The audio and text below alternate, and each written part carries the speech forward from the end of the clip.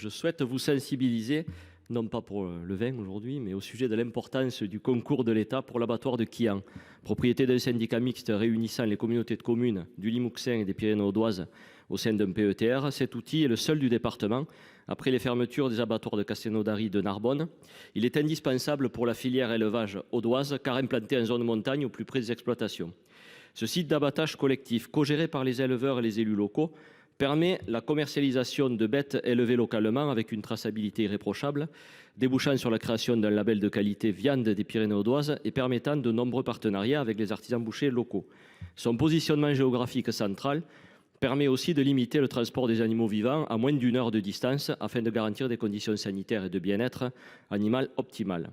De plus, il permet aux éleveurs des territoires voisins, tels que ceux de la plaine du Lauragais qui pratiquent l'enrichissement gras, de bénéficier des structures de proximité adaptées. Or, il doit faire face à de nombreux handicaps, fragilisant sa pérennité économique, l'inflation des charges courantes, le coût des normes inadaptées pour des structures de cette maille et la baisse du tonnage et des coûts d'investissement relativement élevés. Aujourd'hui, cet abattoir indispensable à la filière a besoin de nouveaux souffles pour poursuivre sa modernisation et se diversifier. Donc, dans le cadre du plan de relance de l'État, nous avons pu financer les études pour la mise en œuvre d'un modèle de gestion en phase avec les objectifs réglementaires et sanitaires qu'exige un tel site. Alors, pouvez-vous m'indiquer, Monsieur le Ministre, à quelle hauteur l'État envisage de financer les investissements nécessaires à la modernisation de l'abattoir de Quillan et surtout quand ? Mais plus globalement, se pose la question de savoir si les petits abattoirs de proximité en zone de montagne ont un avenir ou s'ils sont voués à disparaître avec les conséquences que cela puisse engager sur ces territoires. Donc, quelle est votre doctrine à ce sujet ? Et est-ce que le futur loi d'orientation agricole prévoit-il d'y répondre ? J'entends ce que vous dites, je m'en réjouis. Oui, vous avez raison, par rapport aux normes, attention à différencier, mais surtout, il faut donner les moyens aux territoires qui n'en ont pas. Et c'est le cas quand on a des structures qui sont d'utilité publique comme celle-là, et qu'il est difficile de recruter du personnel avec un certain niveau de compétences, c'est pas facile de les attirer. L'examen du budget 2024 aurait pu être l'occasion de sécuriser le financement des projets alimentaires territoriaux dans leur phase opérationnelle. Or, à ce jour, cette proposition semble écartée par le gouvernement. Le 30 novembre dernier, vous avez lancé un nouvel appel à projet en lien avec la future stratégie nationale pour l'alimentation, la nutrition et le climat. Et en ce sens, un communiqué est parvenu aux différents acteurs territoriaux par le biais des DRAF. Il est donc indiqué qu'une enveloppe budgétaire de 2 840 000 € serait dédiée au nouveau projet PAT. Qu'en est-il pour accompagner les besoins en ingénierie des projets déjà existants de niveau 2 dans leur mise en œuvre opérationnelle ? Pour ces financements, en effet, pour qu'ils aient du sens et que la massification des PAT soit enclenchée, il nous faut consolider les projets territoriaux qui fonctionnent en leur donnant de la visibilité. Les acteurs territoriaux ont principal besoin de recruter un animateur dédié et non de simples prestataires et de financer des actions pour consolider l'entrée en phase opérationnelle. Plusieurs PAT en Gironde sont concernés. Prenons l'exemple du pôle territorial du Cœur entre-deux-mers. Leur besoin est évalué à 160 000 € pour 5 ans, soit au moins le montant de ce qui a été versé pour la labellisation de niveau 1. Une enveloppe supplémentaire avec des financements dédiés aux PAT existants a été annoncée. Monsieur le ministre, pouvez-vous nous confirmer le montant et la durée de cette enveloppe supplémentaire ? Va-t-elle au-delà du seul financement du réseau national des PAT ?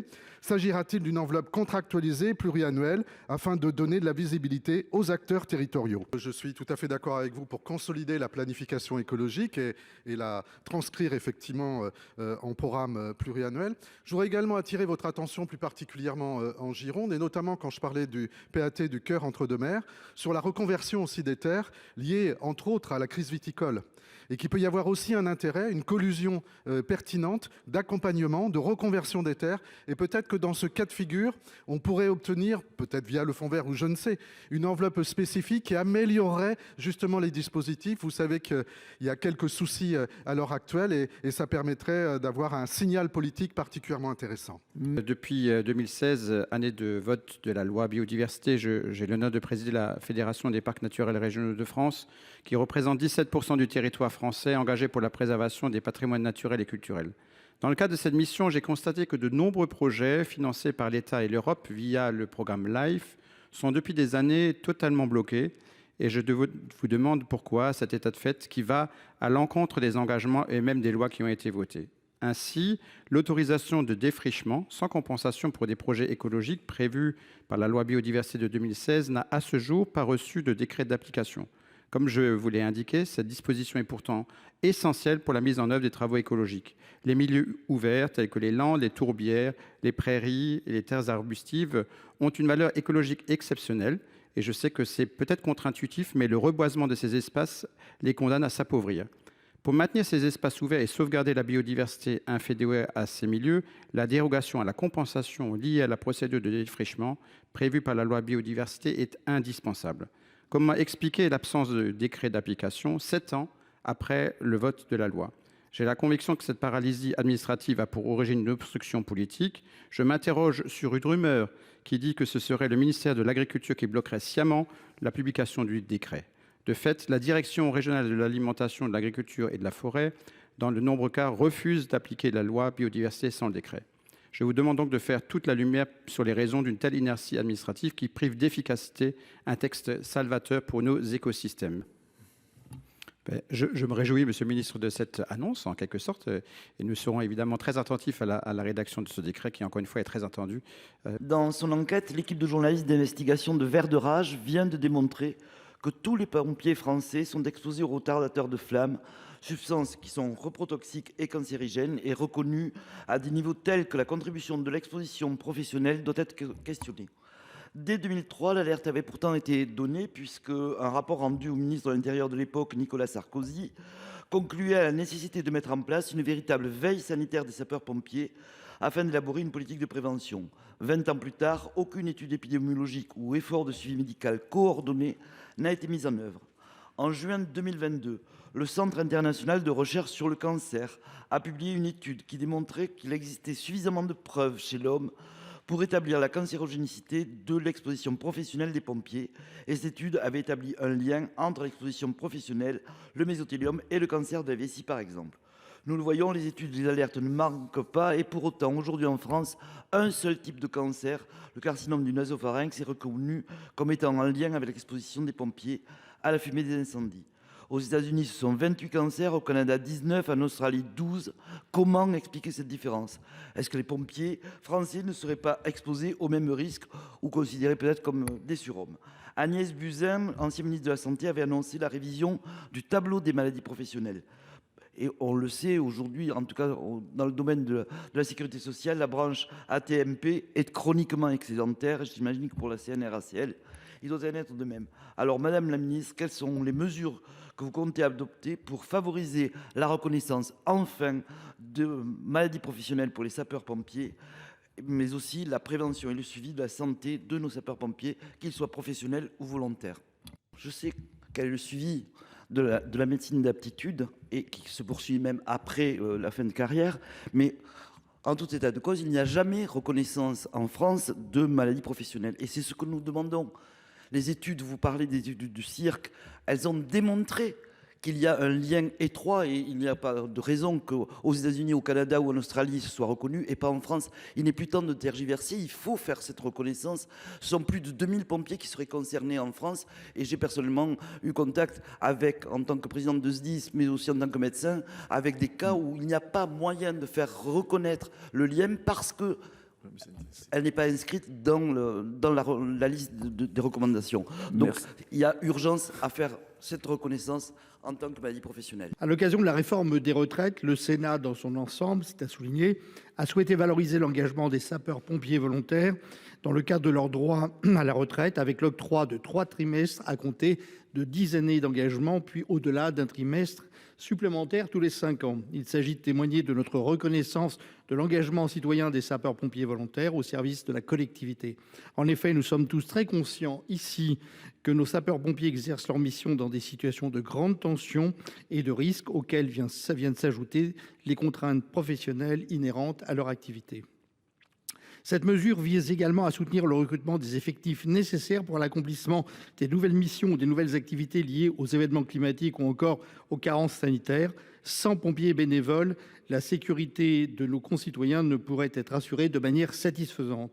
Chaque année, plusieurs millions de Français en bénéficient. À l'occasion des Saintes-Barbes qui se déroulent en ce moment, les sapeurs-pompiers volontaires interrogent, voire s'inquiètent sur l'absence de parution du décret relatif à la nouvelle prestation de fidélisation et de reconnaissance allouée aux sapeurs-pompiers volontaires. Il semblerait également que dans sa rédaction, le décret distinguerait les sapeurs-pompiers volontaires selon qu'ils exercent ou non une activité professionnelle, parce que ces hommes et ces femmes s'engagent avec courage et dévouement pour la sécurité de nos concitoyens au service du public. Je vous demande quelle date est prévue pour la publication du décret, et je souhaite également m'assurer auprès de vous que tous les sapeurs-pompiers volontaires, sans exception, pourront y bénéficier, quelle que soit leur situation professionnelle, ceci dans le respect de ce que nous avons voté. Madame la ministre, vous n'avez pas tout à fait répondu à ma question, c'est-à-dire la distinction qu'il pourrait y avoir en fonction de la situation de l'emploi des sapeurs-pompiers volontaires. Alors, je vous le demande aujourd'hui de manière solennelle, levez les inquiétudes des sapeurs-pompiers, consultez-les ou continuez à les consulter, rassurez-les, nous avons besoin d'eux. La commission spéciale du Sénat, instaurée pour examiner le projet de loi d'accélération et de simplification de l'action publique, dit ASAP, voté en 2020, a permis la création d'antennes d'officines pour assurer l'accès aux produits de santé dans les communes à très faible population. Force est de constater que le lancement de ce dispositif n'est toujours pas effectif, car le décret relatif aux territoires fragiles en matière d'offres pharmaceutiques, attendu depuis de nombreux mois, n'a toujours pas été publié. Il est regrettable que 3 ans après sa promulgation, ce dispositif n'ait trouvé aucune application effective, quand vos services ont récemment confirmé qu'un unique projet d'antenne de pharmacie avait, en octobre 2023, été autorisé dans les Alpes-Maritimes, qui, confronté à plusieurs obstacles juridiques et à des difficultés de recrutement, n'a pas donné lieu à l'ouverture de l'antenne prévue. Je souscris pleinement à l'objectif poursuivi par cette expérimentation, permettant de maintenir une offre pharmaceutique dans des communes très faiblement peuplées, qui en seraient sinon dépourvues. Tout comme j'ai pleinement conscience des enjeux attachés à la réorganisation du réseau officinal et au maintien de l'offre pharmaceutique dans nos territoires ruraux. L'article 2 de la PPL, visant à améliorer l'accès aux soins par l'engagement territorial des professionnels, dont la CMP fut conclusive la semaine passée, permettra-t-elle enfin de lever les principaux obstacles identifiés? Le Gouvernement prévoit-il d'étendre le champ des dérogations et de clarifier le statut juridique des antennes et leurs liens avec l'officine de rattachement? Outre la possibilité pour le pharmacien de dispenser des médicaments au sein de l'antenne, lui permettrez-vous d'y exercer les autres missions essentielles réalisées par les pharmaciens d'officine: éducation thérapeutique et accompagnement de patients, conseils et prestations destinés à favoriser l'amélioration ou le maintien de l'état de santé, prescription et administration de certains vaccins? Enfin, la facturation dans les antennes sera-t-elle autorisée pour les pharmaciens adjoints ne disposant pas d'une carte professionnelle de santé? Le centre régional jeunesse et sport situé à Petit-Couronne, dans le département de Seine-Maritime, fait face à une diminution de 28 000 € des subventions annuelles qui lui sont accordées de la part de la Drages pour l'année 2023. Et ses responsables craignent la suppression totale de celle-ci pour l'année 2024. Le centre régional jeunesse et sport de Petit-Couronne est une structure majeure dans le domaine du sport dans le territoire de la métropole de Rouen, puisqu'il accueille 150 sportifs chaque année dans 7 disciplines olympiques. Il est par ailleurs pleinement engagé dans le cadre des Jeux olympiques de Paris 2024, puisqu'il a été sélectionné centre de préparation aux Jeux olympiques et paralympiques de Paris, dans 7 disciplines sportives différentes: athlétisme olympique et paralympique, badminton olympique, basketball, basketball fauteuil, judo olympique, tennis de table olympique. Il est par ailleurs terre d'accueil de la solidarité olympique depuis plusieurs années et permet à des sportifs venus du monde entier de s'entraîner en vue de la préparation des Jeux olympiques. Toutefois, Madame la Ministre, malgré la qualité du centre, justifiée par le label Grand INSEP et le passage de grands champions tels que Teddy Riner, l'avenir de ce centre semble de plus en plus flou pour les 19 personnes qui le composent.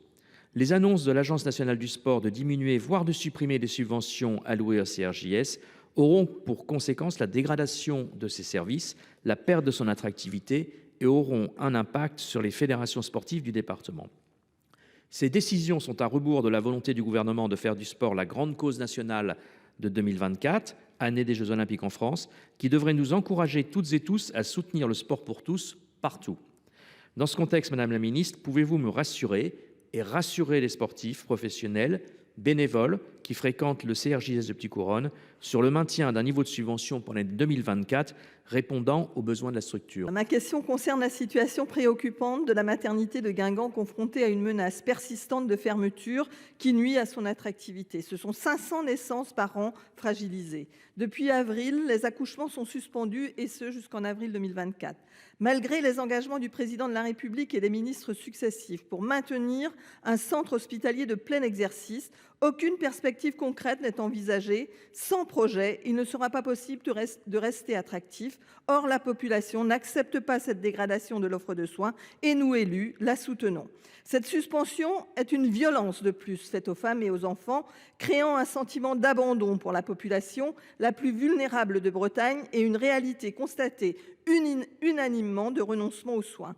Depuis la suspension de la maternité, plusieurs femmes ont accouché en route. Mi-novembre, Nathalie Divias a accouché d'une petite fille, Margot, entre une pizzeria et un garage, faute de pouvoir rallier la maternité référente à temps.